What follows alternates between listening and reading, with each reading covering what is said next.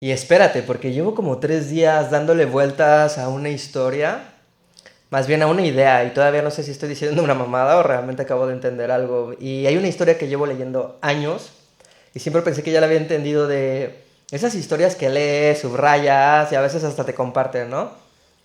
Y un día regresas, la vuelves a leer y dices, no inventes, ¿esto siempre estuvo aquí? ¿Siempre ha dicho esto?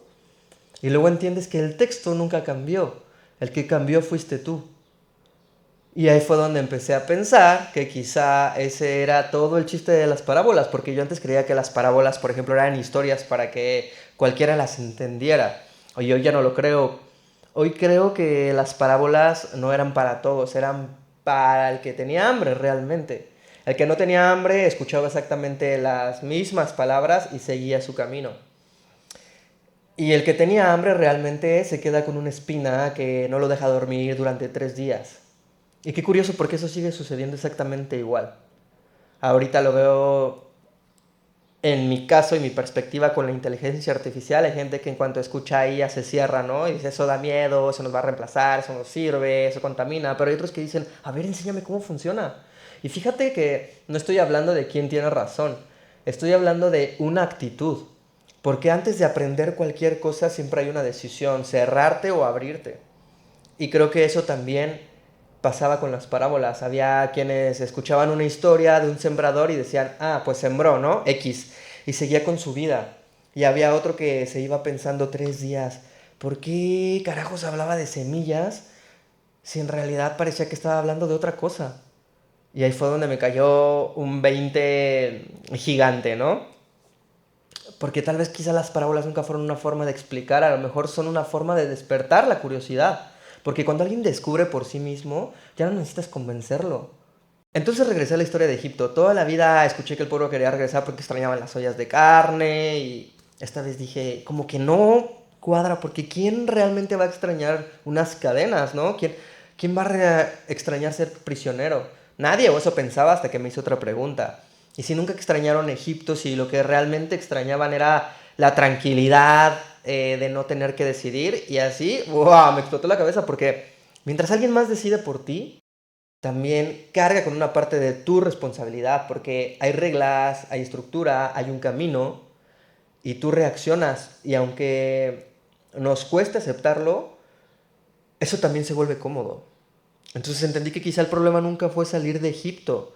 La verdadera problemática empezaba cuando ya eras libre, porque ahora sí que haces, cómo decides, cómo eliges, cómo sabes que ya no estás respondiendo desde el mismo personaje de siempre. Y aquí fue donde la inteligencia artificial dejó de ser tecnología para mí, para convertirse en una parábola de la era moderna. Y no porque crea que el cerebro funcione igual que la IA, porque eso sería una comparación demasiado simple. Realmente la IA quiere copiar el funcionamiento de la mente humana. Pero lo que me interesa es otra cosa, es que esta generación ya entiende perfectamente que es un prompt, por ejemplo.